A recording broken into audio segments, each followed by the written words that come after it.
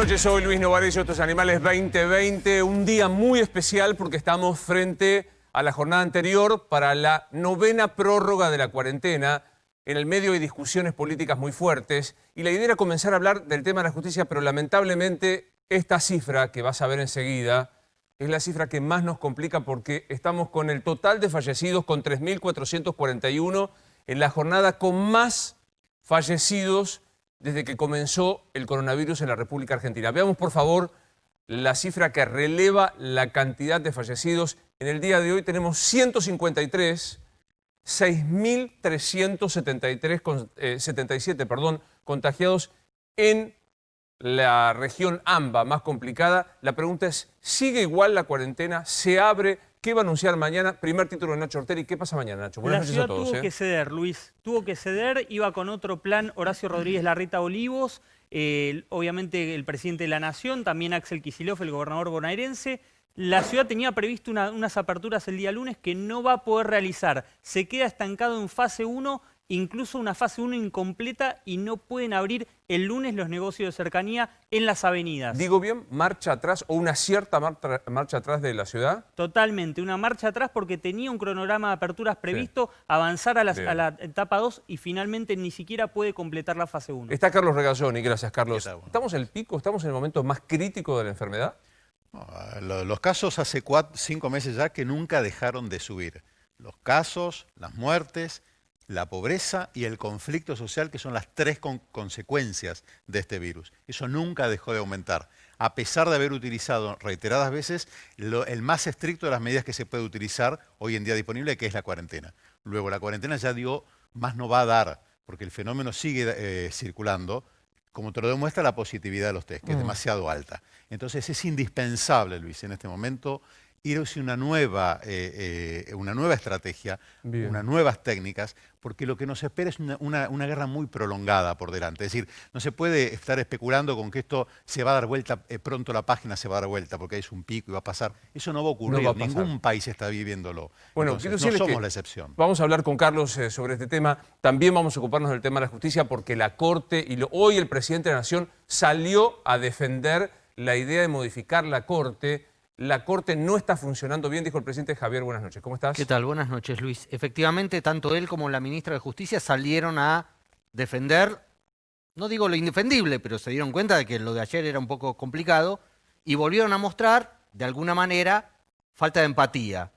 En un momento donde la Argentina, sobre todo el AMBA, se está ahogando en el coronavirus, donde la economía está quebrándose en buena parte del país, el presidente le dedica tiempo a la reforma judicial y el expresidente se va de vacaciones a París. Bueno, son varios los temas. Con Paulino vamos a hablar de Vicentín, con Rosario, con lo que está pasando con las internas políticas. Hoy teníamos planteado hablar con Fernando Pollack, uno de los especialistas más notables de nuestro país, que se ocupa de virus y de virus respiratorios, con una gran alegría, porque la ciencia argentina, y él comanda el equipo al que me voy a hacer referencia, consiguió ya prácticamente, podríamos decir, una vacuna contra la bronquiolitis. No tiene que ver con el coronavirus, pero sí con las infecciones de los chicos, que a quien tiene hijos sabe de qué se trata. Fernando, buenas noches. ¿Cómo estás? Hola Luis, ¿cómo te va? Bueno. Bien, voy a abusar de tu confianza y ahora en un ratito vamos a ver esto que a mí me puso contento al borde de decir otra vez la ciencia argentina, gente joven como usted. Déjame que empiece a preguntarte por esto que tiene que ver con el coronavirus y después hablamos de la bronquiolitis. ¿Qué te dicen estos números que estamos viendo? ¿Sigue creciendo? ¿Sigue creciendo? ¿Qué indica esto? Bueno, evidentemente nosotros sabíamos que a medida que se van relajando las restricciones, por necesidades, no es que se van relajando azarosamente las restricciones, la situación se iba a complicar. No era más que una ecuación sencilla. Vos tenés unos leones hambrientos caminando por la calle y si salís afuera, al final alguno te va a morder. Esto se ha vuelto una situación más complicada, es verdad. Triste, yo creo que todos conocemos en primera persona a alguien que está infectado por coronavirus, varios. Yo hoy perdí un amigo por coronavirus. La verdad que verdaderamente me parece que nos empieza a tocar de cerca y lamentablemente estamos en una situación complicada. No quiero andar en algo, pero digo, ¿era una persona grande el amigo que falleció tuyo, Fernando? No tan grande como para dejar, digamos, de andar por aquí. Ahora, digo, pienso esto, ¿no? Todos tenemos a alguien o con coronavirus positivo o algún familiar fallecido, además, y la idea era relajar o empezar a asumir algo que vos dijiste, yo la primera vez que lo escuché fue con vos, cuando viniste por primera vez, recién empezaba la cuarentena y dijiste, bueno, la cuarentena sirve, hay que empezar a saber cómo se sale de la cuarentena y lo otro es cómo apelamos a la responsabilidad individual de cada uno de nosotros. ¿Hay margen para que esto pueda hacerse? Yo creo que aprendimos aún de lo que decíamos en ese momento. Yo pienso hoy, y creo que está bien, yo creo que está bien ir revisando lo que uno piensa, que el éxito de los planes orientales que veíamos en ese momento tenía un poco de ayuda, y nosotros no sabíamos que tenía ayuda. Es decir, cuando uno mira que Pekín tiene 21 millones de habitantes y cualquiera que conozca Pekín sabe que para que haya 6 muertos en Pekín no hay plan de salud que lo pueda sostener. Claro. Si conoce Tailandia, sabe que en Tailandia no se pueden morir 50 personas o 150 en Malasia. Evidentemente Oriente juega otro partido que nosotros, y lo que nosotros atribuimos completamente a una planificación espléndida, a una superioridad en la vida ciudadana, debe haber tenido que ver con cuestiones ya sea genéticas o muy probablemente con que cuando había mucho menos tráfico entre Oriente y Occidente, Oriente haya visto este virus o un virus muy similar y tenga una base de protección que hace que Malasia parezca básicamente 3000 veces mejor que Francia. Y yo conozco Francia y conozco Malasia y no consigo reconciliar esa idea. Entonces a mí me parece que la verdad que es difícil elaborar un plan. Han fracasado los países europeos. Los países europeos no es que la resolvieron. Se quemó el virus. Como la peste se fue. Un día sin ninguna herramienta. Un día se fue la peste negra y el decaimiento terminó. Muy bien, la misma historia. Entonces, nosotros estamos viendo una situación en la que optamos por una estrategia que en un principio yo pienso que está muy bien, una estrategia conservadora, que se ha hecho larga, se ha hecho muy dificultosa, pero estamos peleando contra la naturaleza, ¿no? Entonces es una batalla difícil. Ahora digo, Fernando, me parece, y lo charlamos la última vez que hablamos, en Oriente pasó algo que estaban preinmunizados, para decirlo, yo voy a decir todas torpezas, pero de sentido común, de sentido lego, quiero decir. Estaban preinmunizados en... ¿Cómo? No es una torpeza. Bueno, estaban preinmunizados. En Europa se gastó el virus de circular. En América y especialmente en Argentina, ¿vos qué crees que va a pasar con estos datos que estamos viendo que es el ascenso de los números? Bueno, si uno mira América y vamos a separar entonces Europa y Oriente, Estados Unidos en costa este se está gastando. Es más que evidente que muy poca, casi no hay muertes en Nueva York, no por mérito tampoco, sino por un desastre. Y se va moviendo hacia regiones de Estados Unidos que es tan grande, tan diverso y tan federal, donde puede empezar de nuevo. Pero en algún momento, cuando orille los 200.000 muertos, para mí Estados Unidos va a sufrir el mismo fenómeno que Europa, y Brasil se va a acercar ahí. Yo estoy haciendo Nostradamus, por ahí me equivoco, pero estimo que alrededor de los 120.000. Nosotros hemos, gracias a Dios, tenido muchísimos menos muertos, porque tendríamos mucho más para estar tristes si tuviéramos tantos muertos, pero la situación se nos ha puesto muy difícil y yo creo que lo que puede pasar es que algunas de estas intervenciones que estamos mirando lleguen antes de que nosotros saturemos nuestra población de enfermedad. Intervenciones, hablas de vacuna. Hablo de plasma de convaleciente, hablo de suero equino, hablo de vacuna, hablo de monoclonales, hablo de algún otro antiviral. Bueno, esa es la apuesta en la que está jugada la Argentina. No hay ningún país que la tenga resuelta. Eso hay que tenerlo muy en claro. No es que hubo un país mágico. Ha habido muchos países que se han presentado como tales. Los que mejor han andado son las islas, porque pueden controlar la entrada y salida mucho mejor. Basta mirar que todas las islas tienen números completamente distintos a los países realmente mediterráneos, ¿no? Entonces, qué sé yo antes pensaba que con un plan como Oriente podía haberse hecho distinto. Yo creo que debió haberse intentado. Yo creo que fracasar en eso hubiera sido como cuando, voy a usar una metáfora futbolística, cuando River perdió con Flamengo, que era perder en la mejor ley posible, pero no estoy seguro que el resultado hubiese sido muy distinto. Claro. Fernando, quiero ahora sí, en el medio de esta angustia y de la espera, decir, ¿ustedes forman parte del equipo que inventaron la vacuna contra la bronquiolitis? No. Nosotros somos parte de un consorcio internacional, así como somos parte ahora de un consorcio internacional que está evaluando la vacuna del coronavirus. Somos parte de varios y uno de ellos es un consorcio internacional que estaba encabezado por una compañía que se llama Novavax, en vez de Pfizer, que es en este caso. O sea, nosotros trabajamos en distintas vacunas con distinta gente, y la Fundación Bill y Melinda Gates, Y en eso trabajamos en testear una vacuna de coronavirus, de sincicial respiratorio contra la bronquiolitis, que desarrolló Novavax y que apoyó la Fundación Gates. ¿Por qué una vacuna? Porque hay que dar una solución a una enfermedad que infecta a la mitad de los chicos argentinos menores de 1 año todos los años, que mata a 1000 chicos por año, la mitad de ellos en sus casas, y que hace 50 años que se está buscando una vacuna y esta es la primera vez que aparece una que consigue mostrar que es segura, que disminuye a la mitad las hospitalizaciones y que funciona particularmente bien en los países en desarrollo, porque este es un estudio que se hizo en Estados Unidos, en Australia, en Nueva Zelanda, en España, en Inglaterra, pero principalmente en Estados Unidos, en Argentina y en Sudáfrica. Bien. Y yo quiero hacer una nota de esto, porque a veces se lee mal. Sudáfrica es el país con los mejores investigadores clínicos del mundo, mejores que los americanos. Nosotros muchas cosas ignoramos, pensamos, uy, Sudáfrica. Sudáfrica es el Lamborghini de los estudios clínicos. Entonces, en ese contexto, Sudáfrica y nosotros tenemos resultados muy buenos con estas vacunas y los americanos tienen resultados mediocres. Y eso tiene que ver con la población de Estados Unidos y el tipo de población nuestra, y sugiere que también en el coronavirus nos puede ir a nosotros distinto que a otros países y por eso es importante testear vacunas acá. Pienso, ¿sabés qué? Los chicos acá tienen hijos y no sé si han pasado por bronquiolitis en internaciones, pero mis amigos que lo tienen... ¿Te pasó? No por suerte, digo. Bueno, pero... mis amigos que han pasado saben de la angustia de lo que es la bronquiolitis y el miedo y demás. ¿Esto sirve, para decirlo torpemente, para que...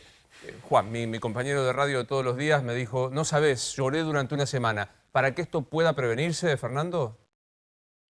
Yo creo que va a haber varias estrategias en los próximos años. Esta requiere una evaluación más, porque tenía que llegar a un valor que es el 40% y se quedó en 39,5%. Por lo tanto, la FDA no va a aprobar esta vacuna en estas condiciones y va a pedir un nuevo test.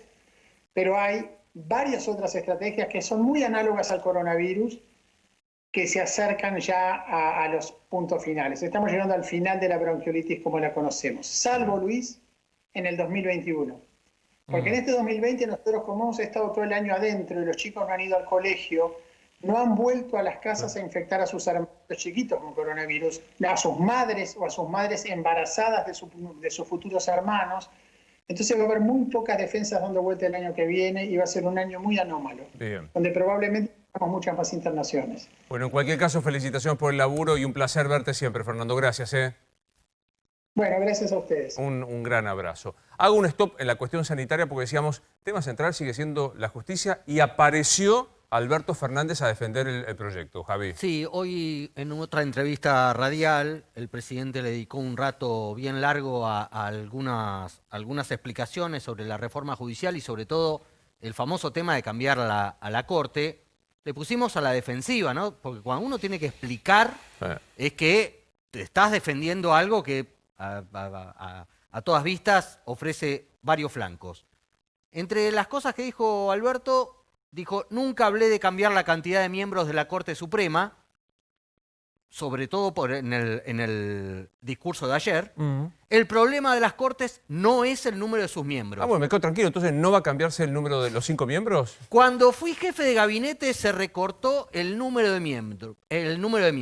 Cuando yo hablo de mejorar el funcionamiento de los miembros de la Corte, no estoy hablando de la cantidad de sus miembros. Entonces, ¿no se aumenta el número de la Corte? ¿Vos ponés la mano en el fuego de que no? Bueno, hoy, claro, yo entrevisté a Anabel Fernández Sagasti, una de Los Ángeles, dijo 13 miembros. Y lo acabo de escuchar a Tailiade que dijo, Holanda tiene 36. Si hay 36, yo me postulo.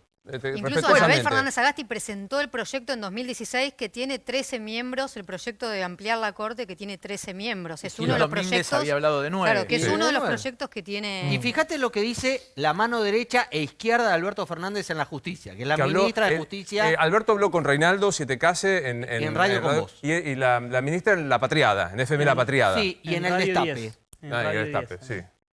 Dice, nada, hablando de la reforma judicial, explica, para que no se tome con que es una reforma a la idea de Cristina Fernández de Kirchner, explica, nada cambia al que ya tiene una causa, es imposible pensar que porque se unifican los fueros estamos garantizando impunidad. Si quisiéramos impunidad, están la amnistía y el indulto, pero no van a ocurrir nunca. Y ahí sí, volviendo a lo de la Corte, bueno, dice, tuvimos cortes de 9, de 7, de 5 y de 3 miembros. Y siempre funcionó. Le tendría que recordar que funcionó muchas veces como el Tujes, la Corte Suprema. Y no por la cantidad de miembros, sino por quienes estaban en la Corte. Estás afrancesado ahí, Javi. Estoy muy Claro, afrancesado. ya hay dos proyectos. Uno mencionás vos, Claro, el de Fernández Sagasti. En el Senado también está el de Adolfo Rodríguez A., un aliado del kirchnerismo que lo presentó también este año y que plantea que la Corte tiene que tener 9 miembros. Ahora, también lo que estamos viendo de las comisiones, ¿quiénes ya hablaron a favor de la ampliación? Bueno, Gustavo Ferreira, Andrés Gil Domínguez. Carlos Veraldi todavía no habló, pero había hablado antes de que lo nombren como en la comisión y había criticado la cantidad de miembros y la composición de No se excusó, perdón la interrupción, no se excusó Carlos Veraldi. Hoy empezó a circular una versión de que el abogado personal de Cristina había sentido que era incompatible ser el defensor de los intereses de la vicepresidenta de la Nación, y ahí esto no pasó, ¿no? No pasó y va a seguir siendo miembro de la comisión y va a estar en las discusiones. Ahora, ojo porque también del otro lado, si bien estos son quizás los consejeros más aliados al kirchnerismo, también Inés Weinberg de Roca está de acuerdo con que se cambien los jueces siempre y cuando haya un cambio en la selección de los jueces. Y eso es lo que se va a plantear también en esta discusión. O sea, todos los consejeros me parece que van en el sentido de que puede haber cambios en los miembros y también en el modo de selección. Está con nosotros el fiscal José María Campagnoli. Doctor Campagnoli, soy Luis Novarecio. Buenas noches, ¿cómo le va? Buenas noches, ¿cómo están? Bien. ¿Se busca transparentar la justicia o se busca impunidad con este proyecto? Y a mí me da la sensación que con este proyecto no se transparenta nada, en absoluto. Me parece que se está cuadriplicando el problema que hay de la crítica habitual que se hace a los juzgados del llamado Comodoro Pi. Me parece me parece clave que si este es un proyecto que, según tengo entendido, lo redacta el propio Veraldi, y si el propio Veraldi, que es el defensor de su clienta principal, es la doctora Kirchner, me parece que es una clara presión contra los jueces que tienen que juzgar, pase lo que pase. Están poniendo ahí a un abogado defensor de la vicepresidenta. Si esto no da una sospecha de una búsqueda de impunidad para propios y de persecución para los enemigos, bueno, me parece que es bastante claro, ¿no? Ahora, muy fuerte lo que está diciendo. Por un lado, persecución de impunidad para algunos y persecución de los enemigos. O sea, ¿usted siente que aparece de vuelta la intención de cuestionar a los que se animaron a investigar? Bueno, yo creo que es una posibilidad cierta. ¿Por qué? Porque acá vemos que estamos frente a una colonización del fuero federal. Pensemos que del propio proyecto surge que el primer año, si es que entra en vigencia esta ley, ese año todas las causas que se inicien van a estar en manos de subrogantes, ¿no? Un término bastante poco afortunado, porque vos no podés subrogar un juzgado que está vacío, que no está ni creado. Entonces, no hay nada más frágil que un juez subrogante. Hoy en día, por ejemplo, ejercen la subrogancia en algunos juzgados de Capital Federal personas que son secretarios, que no tienen ni siquiera un acuerdo del Senado, que no han ganado un concurso, que hacen su trabajo muy dignamente, pero que es una realidad que esas personas no gozan de la necesaria independencia y estabilidad en su cargo, son subrogantes. Ahora, yo me imagino que ese primer año en manos de jueces que van a ser claramente designados a dedo por el Poder Ejecutivo. Claro. Sí, ya hay experiencia. Hay experiencia de las subrogancias en la anterior gestión y nos enteramos, los jueces que se nombraron. Aparte, también hay que ver qué tipo de tratamiento se le da, si un tratamiento amplio, de debate. ¿Qué hoja de ruta, qué tratamiento va a haber? ¿De amplio debate o más o menos, Nacho? Te diría más o menos, Luis, porque ya hay fecha para empezar a tratar en comisión. Dicen en el Senado que le van a dar un tratamiento rápido, express se le suele decir. En el Senado, como se respetan más los plazos, una semana para el debate, otro para el dictamen, otro para el recinto, en el tiempo termina siendo casi un mes, pero se llama tratamiento express. Arranca la semana que viene el debate en la comisión. La idea del oficialismo sería sacar dictamen en 2 semanas. Van a convocar a especialistas del derecho, de asociaciones civiles, pero van a hacerlo obviamente de forma veloz, sin ningún tipo de posibilidad de objeciones. Sí está abierta a correcciones. ¿Qué quiere decir esto? No es una contradicción. Lo que proponga la oposición se va a escuchar, si al oficialismo le gusta, lo va a meter, pero siempre con la salvedad de que tiene mayoría simple ya para aprobar la ley el bloque del Frente de Todos y que no corre riesgos, con lo cual las propuestas que sean coincidentes con el fin y el objetivo del programa y que, del proyecto y que no desvirtúen la letra. ¿Le huele a una... no quiero usar la palabra venganza. ¿Le huele a venganza, doctor Campagnoli? A mí lo que me da la sensación que esto es un plan pergeñado milimétricamente para los fines de lograr impunidad, porque sea que salga la ley o que no salga, los jueces que hoy en día están juzgando a la expresidenta y a otros funcionarios y allegados al poder kirchnerista, claramente se les está marcando la cancha, le están diciendo... ojo que vamos a hacer quizás una corte con 13 miembros, con salas temáticas y todo eso que un juez ya que está juzgando hoy a una mandataria tan importante y posiblemente sienta un poco de presión de qué va a pasar con lo que resuelva en ese caso. Yo creo que es, además de todo, me parece que es un despilfarro económico en un momento claro. de la peor crisis económica del país, y que quiero aclarar esto porque en algún medio alguna vez se me vinculó a mí con este proyecto y yo no tuve nada que ver en este proyecto. Yo participé de un proyecto totalmente distinto en el año 2003-2004 que era el fortalecimiento de la justicia federal, pero a costo cero, porque hay un aspecto que me parece que pasa desapercibido por lo menos en los medios, que es el siguiente.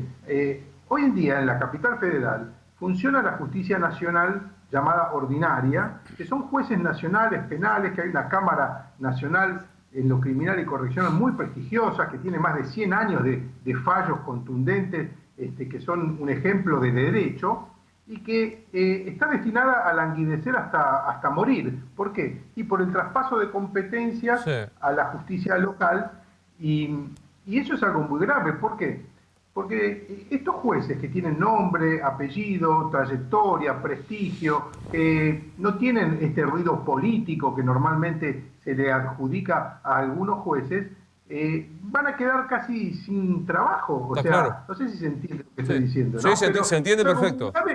Y ese era el espíritu del proyecto ambicioso que en el año 2003-2004 se presentó, que tenía como objetivo fortalecer a la justicia federal, hacer un distrito amplio en el AMBA que llegue hasta Rosario para trabajar todo lo que es el crimen organizado, sí. todo lo que son las bandas que preocupan a todos los argentinos, porque en ese territorio se cometen, de cada 3 homicidios, 2 se cometen en ese territorio. O sea, todo esto está siendo dejado de lado totalmente, y no nos olvidemos que la justicia ordinaria ha tenido una parte muy importante. Hoy, por ejemplo, un fiscal de juicio pide 12 años de prisión para Lázaro Báez. Sí. En una investigación que empezamos en mi fiscalía hace 7 años y que una jueza de esta justicia que estoy hablando, la Justicia Nacional de Instrucción, una jueza muy valiente, la doctora Lanz, no trepidó en llamarlo indagatorio inmediatamente al señor Lázaro Báez. Estamos hablando de hace 7 años, con todas las consecuencias que tuvo después, las consecuencias que tuve yo en mi jury de enjuiciamiento, mi suspensión, la persecución de mi equipo de trabajo. Todo esto es lo que a mí me da la sensación que les da miedo al poder de turno, claro. Y por ende se busca esta cuadriplicación de los juzgados con un costo enorme. Ustedes piensan que estamos hablando de casi 200 jueces que va a poder nombrar el Poder Ejecutivo. Claro.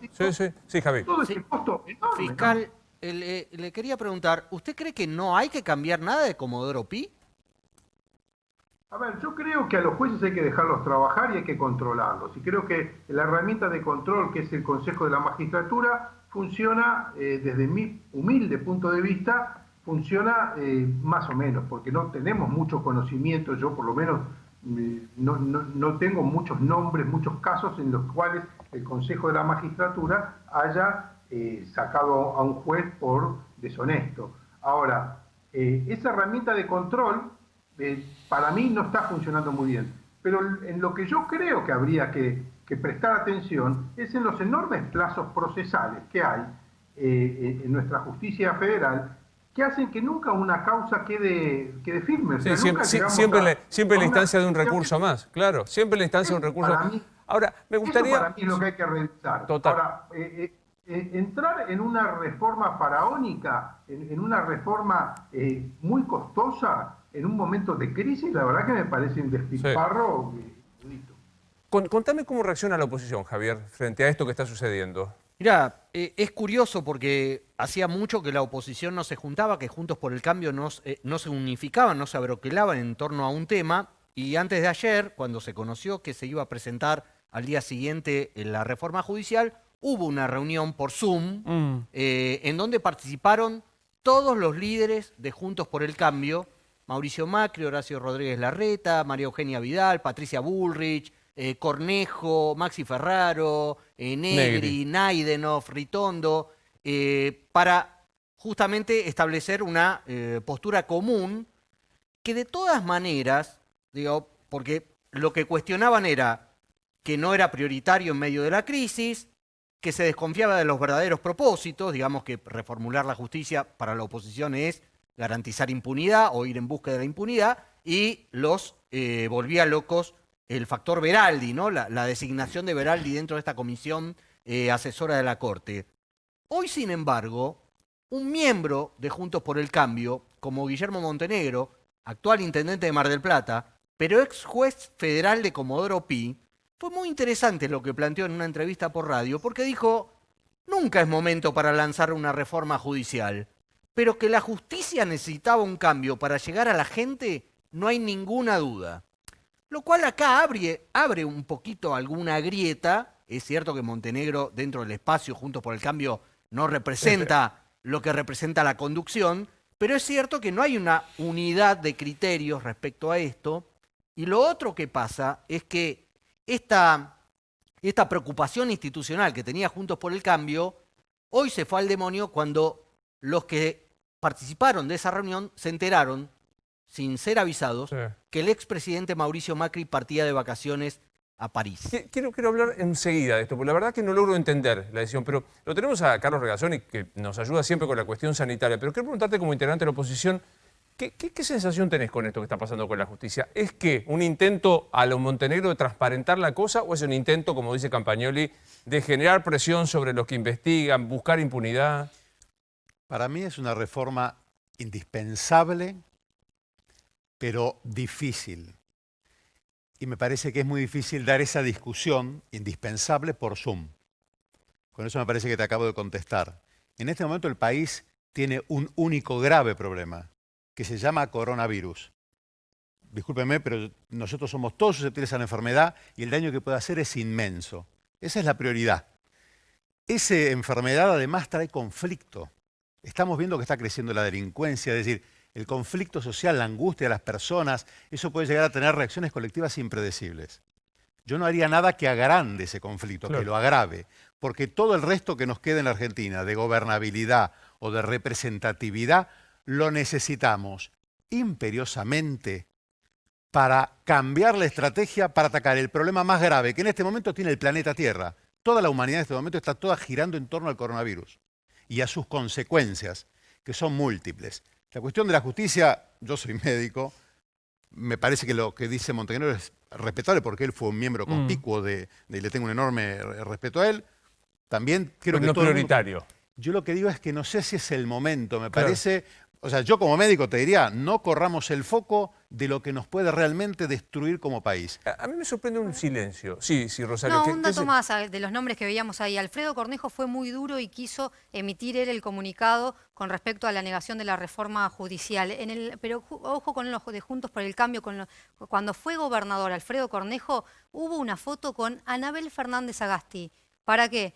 para reformar la Corte de su provincia, para aumentar los miembros de su provincia. Lo hizo también Gerardo Morales. ¿En qué posición se va a poner entonces la oposición que avanzó con la modificación de las cortes en su provincia para poner... y demás. Una cosa, la oposición que gestiona, se plantea la misma encerrona. Los que gestionan van a tener algunos que ceder, incluso ya hay funcionarios de la ciudad que se pusieron en contacto con la ministra Marcela Lozardo para consultarle si va a hacer el traspaso con fondos de manera tal que están interesados en que se haga. Es un viejo reclamo el traspaso de la justicia al ámbito porteño. No se va a poder oponer la ciudad de Buenos Aires. Hay un gran silencio, que es el de Cristina Fernández.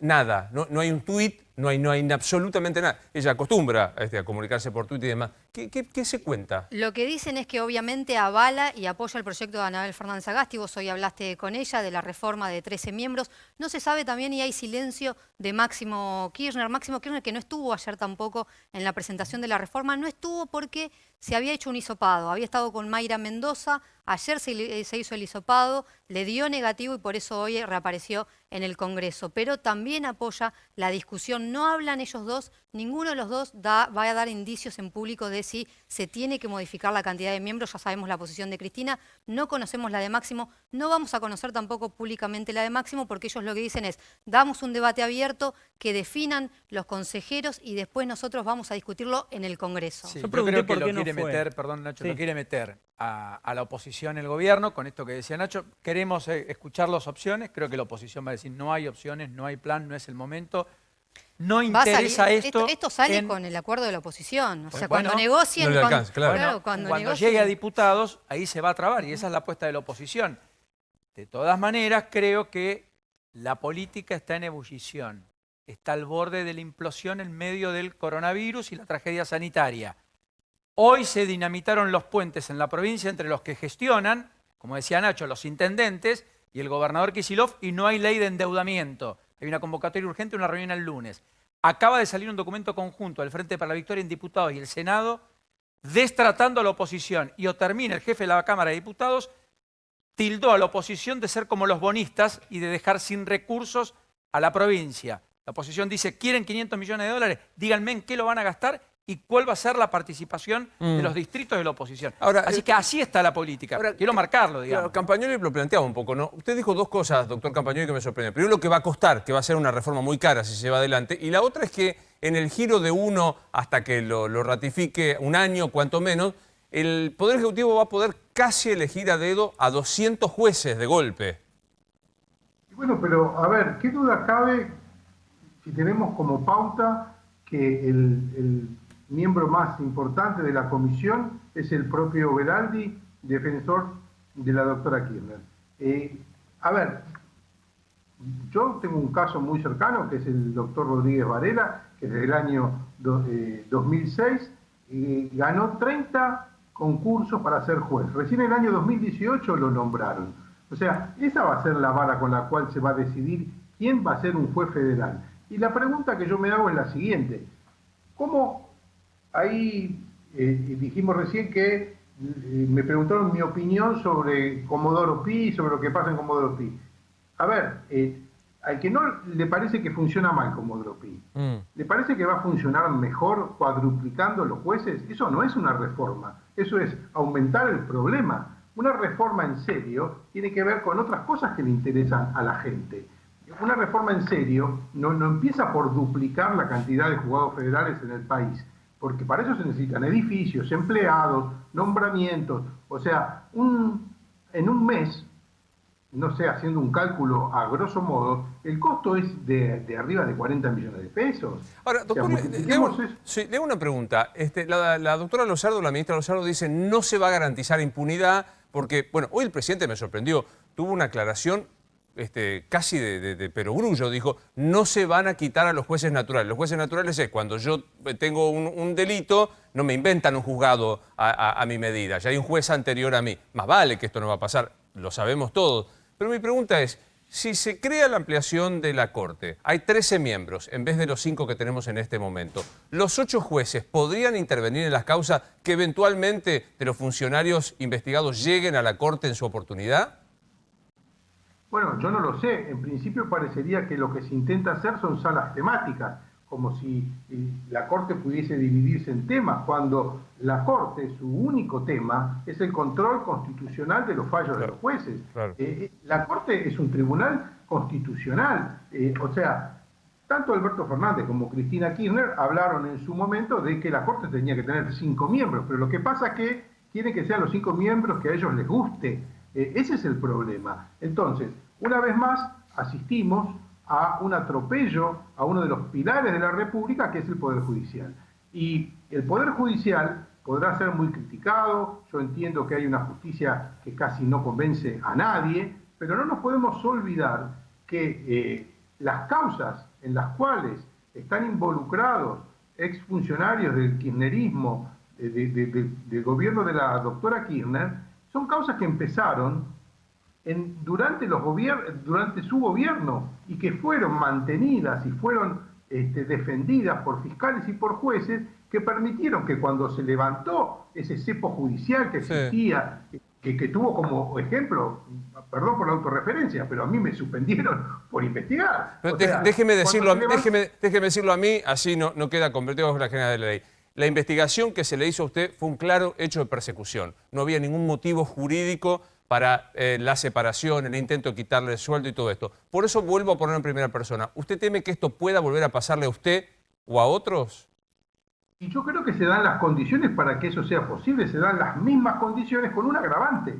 Estamos poniendo en manos del Poder Ejecutivo la posibilidad de designar 200 jueces. O sea, ¿se entiende lo que estoy diciendo? Sí. O sea, cuento la historia de un hoy camarista intachable que ganó 30 concursos y el kirchnerismo lo discriminaba sistemáticamente hasta que finalmente en la gestión del doctor Garabano lo nombraron juez de la Cámara Nacional de Apelaciones. Ahora, a lo que voy es que yo no sé qué es lo que va a pasar. Digo que están dando las condiciones para que eso ocurra. Y la presencia justamente del abogado defensor de la doctora Kirchner es una clara señal y cuando no, una presión para los jueces que hoy están juzgando estas causas. Sí, doctor, le quiero hacer un comentario al pie de lo que dijo de Rodríguez Varela, porque justamente Cambiemos tuvo la posibilidad de designarlo juez federal, él se había postulado, ganó 40 concursos en total, usted bien dice, el kirchnerismo no lo designó pese a que estaba siempre primero cuando llegó la gestión de Cambiemos, tuvo la posibilidad de designarlo juez federal o camarista en la Cámara del Crimen. Yo pregunté, ¿por qué lo designan en la Cámara del Crimen y no como juez federal? ¿Sabe cuál fue la respuesta? La respuesta que me dieron, porque es incontrolable. Hablando bien de Rodríguez Varela. Se lo comento al pasar como para que tampoco pongamos todo en contexto. Pero le quiero consultar respecto a la reforma, esta reforma que amplía a 46 los juzgados federales. Hay un sector del kirchnerismo duro que incluso al principio no estaba de acuerdo con esta reforma porque entendía que podía, con el esquema actual de Comodoro Pi, podía negociar más fácilmente. ¿Usted realmente este argumento no lo cree? A ver, yo creo que esto es cuadriplicar el problema. Hay 12, bueno, ahora va a haber 46. ¿De dónde lo sacan? De dividir las secretarías que hoy en día están ahí y poder nombrar nuevos jueces federales. Lo mismo ocurre en el interior del país. Todo eso, voy a decir una obviedad, pero en este país no se va a sorprender nadie cuando van a pensar que es una moneda de cambio. Yo te nombro 2 jueces en tu provincia, vos dame lo que necesito en el Senado para aprobar un miembro de la Corte. Eso puede ocurrir, no es una película de ficción, puede ocurrir en este país lamentablemente. Pero claramente para mí, la justicia está pagando un precio muy alto por sus investigaciones durante el gobierno anterior. Hablo de la causa de los cuadernos, hablo de las condenas en la tragedia de 11, hablo del vicepresidente de la Nación condenado, hablo de un montón de casos, porque está bien, es discutible si la justicia anda bien o anda mal, pero lo cierto es que hubo resultados, y esos resultados hoy, ni bien empezó este nuevo gobierno, empezaron a atacar a aquella justicia. ¿De qué manera? La primera fue la nueva ley jubilatoria, que provocó un éxodo de jueces y las consecuentes vacantes.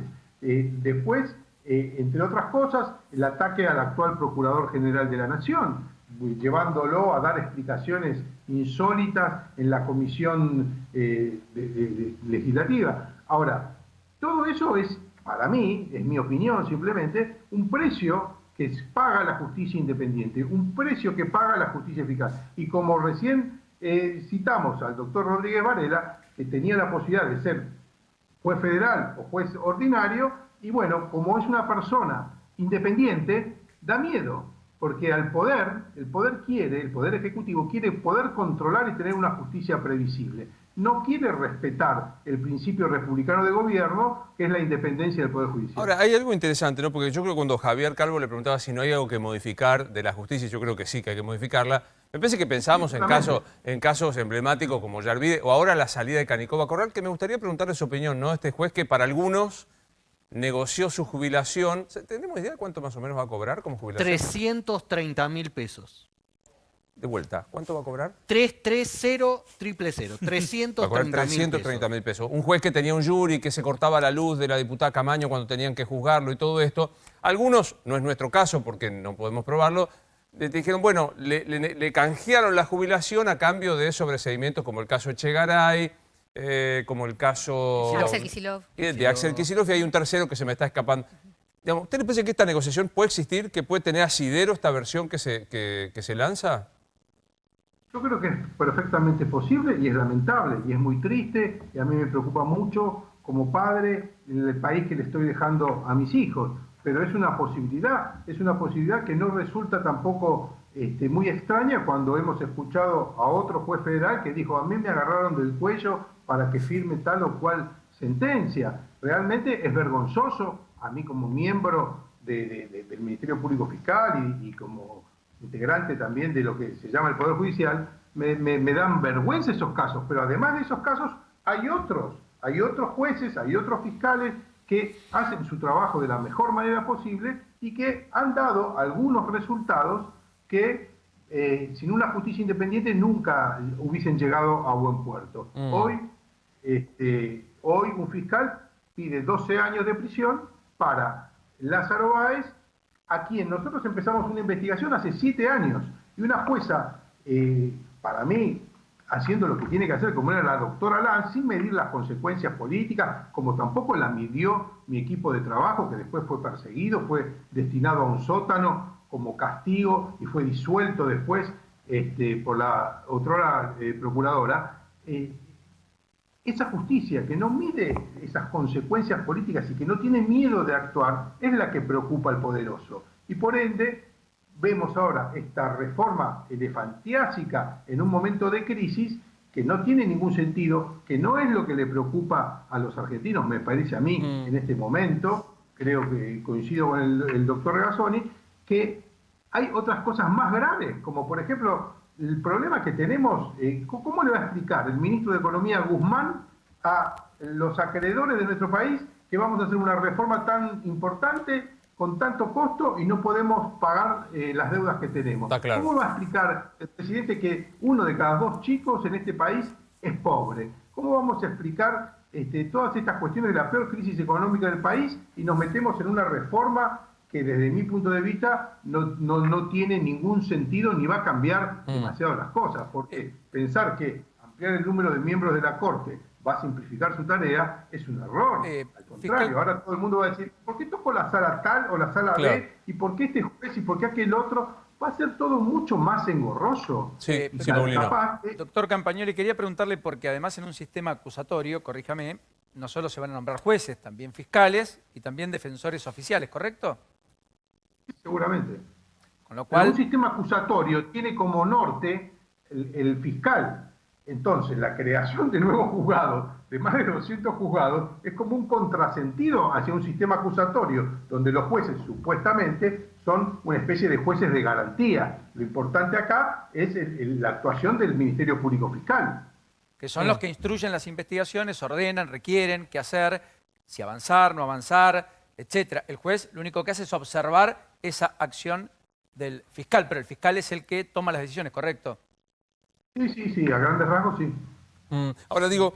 Por eso es un contrasentido la creación de más de 200 juzgados, cuando parecería ser, y está también en el texto de la ley, que se va a dar trámite o más, un impulso más importante al sistema acusatorio del Código Federal del gobierno anterior. Es casi pregunta personal, doctor Campagnoli. Alguna vez se la he hecho y me voy a autoplagiar. ¿Por qué sigue dentro de la justicia, digamos? Si uno tiene la impresión de que las decisiones grandes siguen siendo convencimiento político para los amigos antes que convicción de justicia para lo que corresponde. ¿Por qué sigue en la justicia?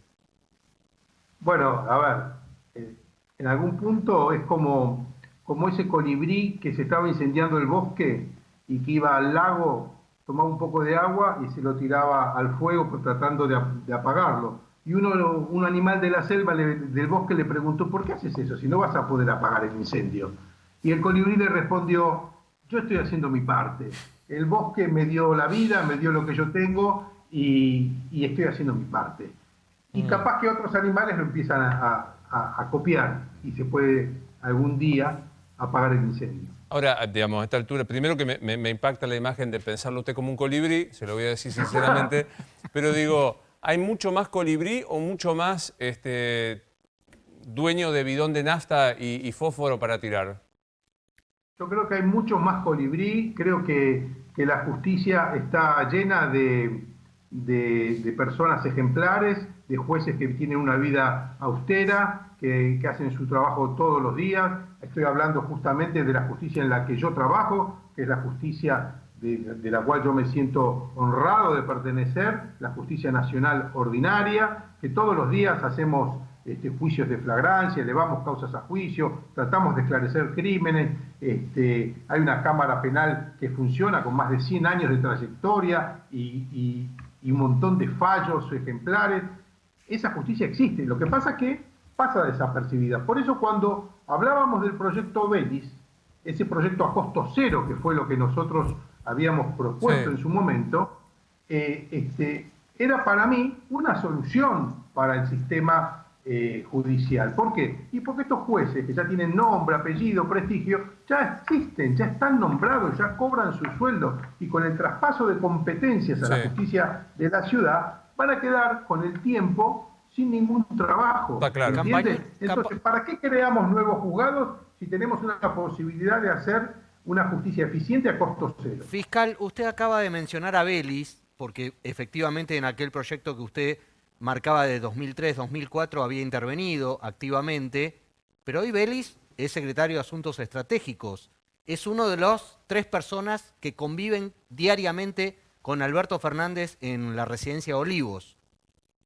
¿Qué le pasó, según usted? ¿Qué cree que le pudo haber pasado para auspiciar aquella reforma y la que hoy usted considera esta contrarreforma? Yo tengo mis dudas que esta reforma sea la que propició el doctor Vélez. Tengo mis dudas, como diría Asís, una información probablemente mala.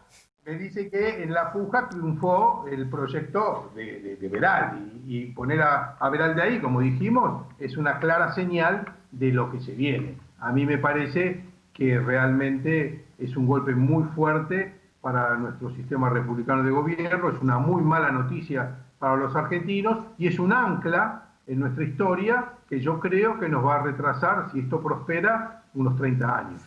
Javi, hubo jueces que fueron mudados en la época de Macri. ¿Qué pasa con estos jueces? Mira, sí, algunos me parece que hizo referencia el fiscal Campagnoli. Hace unos días habían surgido por parte del oficialismo, del actual oficialismo que domina el Consejo de la Magistratura, una lista de 38 jueces que habían sido mudados, movidos, durante el gobierno de Mauricio Macri, de diferentes juzgados. A veces sin concurso, la mayoría de las veces sin concurso, y pasaban de un tribunal a otro por conveniencia política. Porque esto que cuenta Campagnoli, y que sabemos todos, es un sistema que le funciona a todos los gobiernos. Claro. Les resulta funcional a todos los gobiernos. Es decir, yo te pongo a este juez, las subrogancias te pongo al que me gusta, lo corro al que no me gusta. De los 38 nombres que había planteado Jerónimo Ustarroz, el representante, el principal representante del oficialismo la voz cantante del oficialismo en el Consejo de la Magistratura. Hermano de vida de Guado. Exactamente, de Guado de Pedro, del ministro del Interior. De los 38, el número clave de Graciela Camaño, porque era el voto clave, claro, era la que decidía, fueron sobre 10. Entonces, sobre 10 jueces, de esos 38 quedaron 10, sobre los cuales se les va a poner la lupa desde el Senado y desde el Consejo de la Magistratura para ver cómo fueron esos corrimientos de juzgados. Yo acá aparté a 5 nombres de esos 10 porque quiero explicar con qué tienen que ver.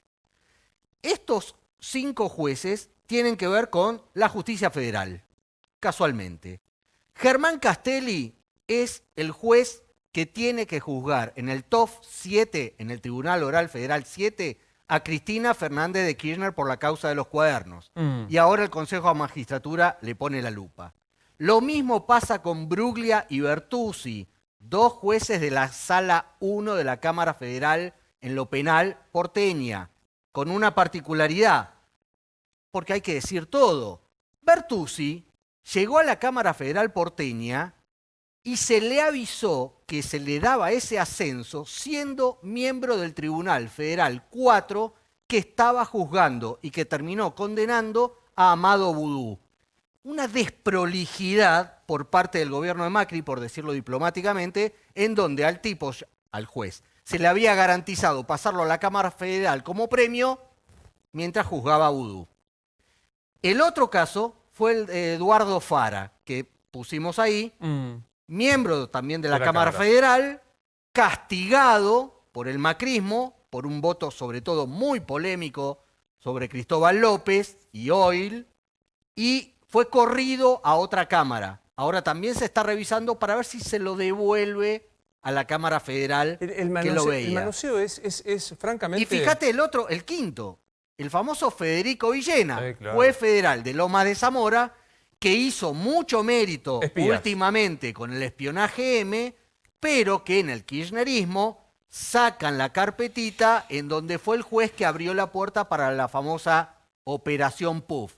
El juez que ordenó poner micrófonos en la cárcel de Seiza para hacer escuchar a narcotraficantes e hicieron escuchar a todos los detenidos que de casualmente causas kirchneristas. Claro, detenidos muy exactamente, muy notorios. Y después, casualmente, todas esas grabaciones empezaron a circular por radio, televisión y medios. Una cosa, el Consejo de la Magistratura hoy elevó una nota a la Corte pidiendo que la Corte diga si finalmente estaba ajustado a derecho o no todo este comportamiento, y le elevaron una nota al Poder Ejecutivo notificando las irregularidades que Javier cuenta. Todo esto termina en el Senado. ¿Qué puede ocurrir? Que acá terminemos con jueces subrogantes.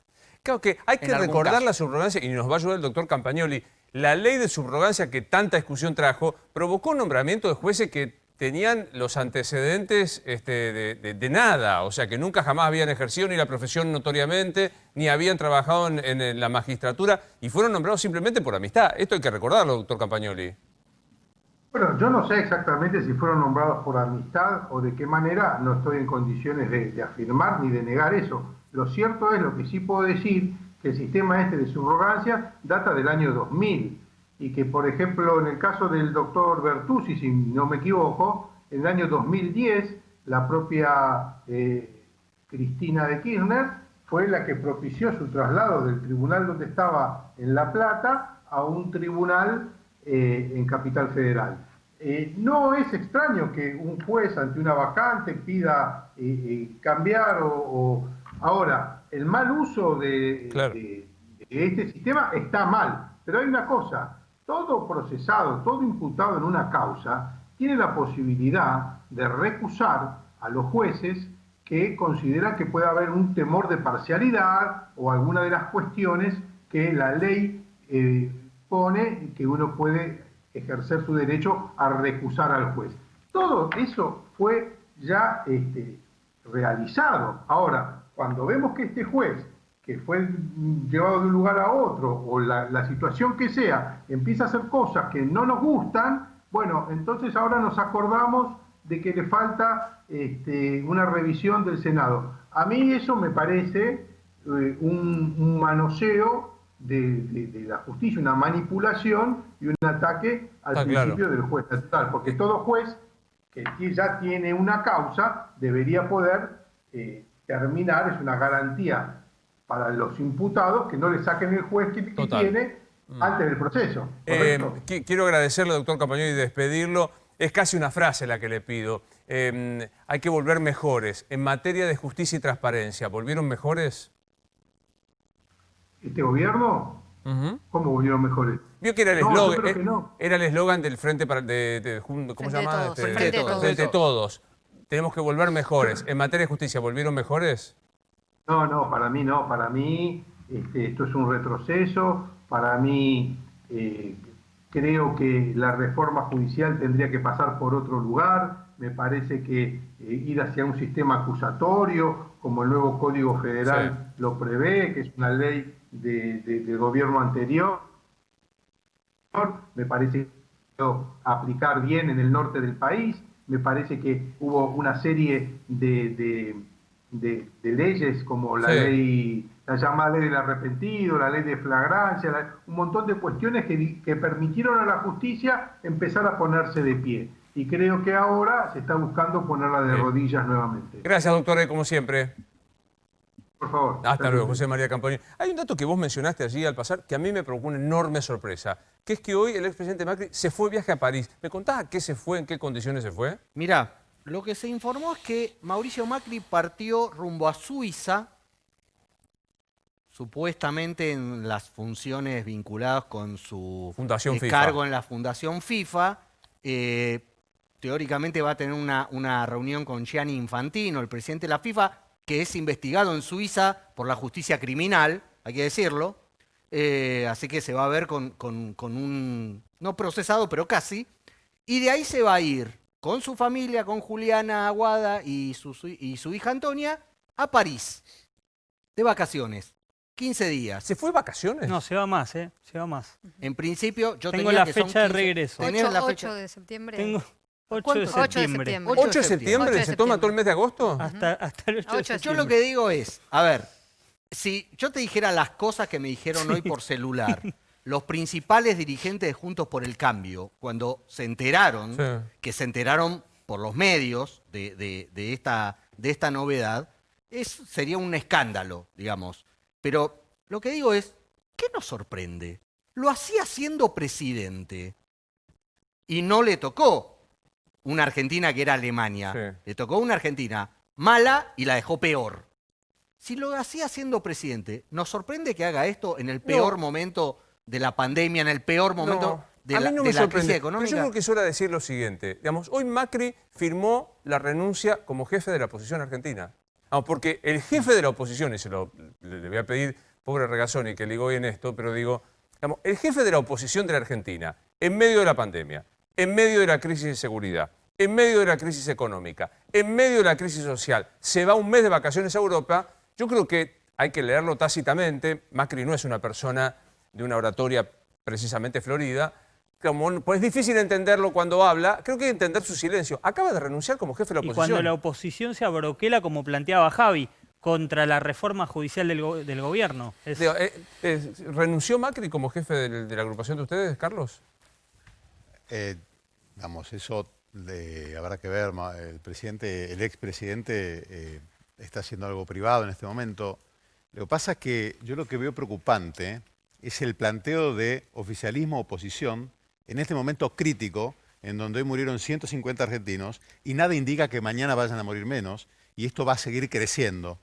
O sea, o entendemos que una de las partes sustanciales de la lucha contra el coronavirus, que es el problema más grave que tiene el planeta en este momento y del cual Argentina no es ajeno, es que el sistema político entero se ponga a trabajar sin oposición o oficialismo, sino en una mesa de diálogo para resolver los problemas que todavía no fueron resueltos. Pero porque, Carlos, justamente, reitero, ¿no después te de parece 4 que eso, meses... pero no te parece que justamente una actitud de este estilo no genera, no muestra, no desnuda la falta de empatía de una persona que gobernó la Argentina hasta hace 7, 8 meses, claro. que consiguió, no sé, 40% de los votos y se va de vacaciones en este momento? Yo lo ¿No que es creo falta es que de la empatía? cantidad de actitudes que hemos tenido en la política argentina, que demuestran esa falta de empatía, la tenés que retomar varias décadas para atrás. Porque uno de los grandes problemas que tenemos en este país en este momento es que desde la dirigencia política, cada uno en la situación que le ha tocado, y me voy a incluir cuando también me tocó gestionar, no hemos estado a la altura de las circunstancias de la unidad indispensable que el país necesita. Y que en este momento clave es un desafío, porque si no lo hacemos, Argentina sale de acá más conflictiva, más pobre y con más enfermedad. Sí, no, yo creo que tiene todo el derecho a viajar a París. El expresidente Macri lo hace, tiene con qué.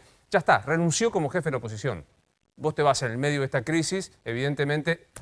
No digo dejó la política, pero al menos dejó de aspirar a ser el líder del 40 y pico % de los votos que lo acompañaron. Mañana, Nacho. Bueno, se anuncia la continuidad de la cuarentena. La ciudad de Buenos Aires no va a proceder a completar la fase 1. ¿Esto qué quiere decir? Los negocios de las avenidas no van a abrir, Luis. Bien. ¿Alguna ampliación en la capital? No, todo lo contrario. Ninguna, todo lo contrario, por 15 días y con la advertencia de que si no se cumple con la responsabilidad social, podría volver para atrás. Provincia nada, olvídate. No, provincia nada. Se podría decir que si esto fuera una competencia, Ciudad salió perjudicada. Bueno, silencio radio de todos los funcionarios porteños a partir de la reunión con el presidente. Bien. ¿Qué crees que va a pasar a partir de lo que se anuncie mañana? Otra vez los 3 funcionarios juntos, Javier. Los 3 supuestamente no va a ser grabado, van a mostrar concordancia, acuerdos con la política que se está siguiendo y se van a encontrar con números muy impactantes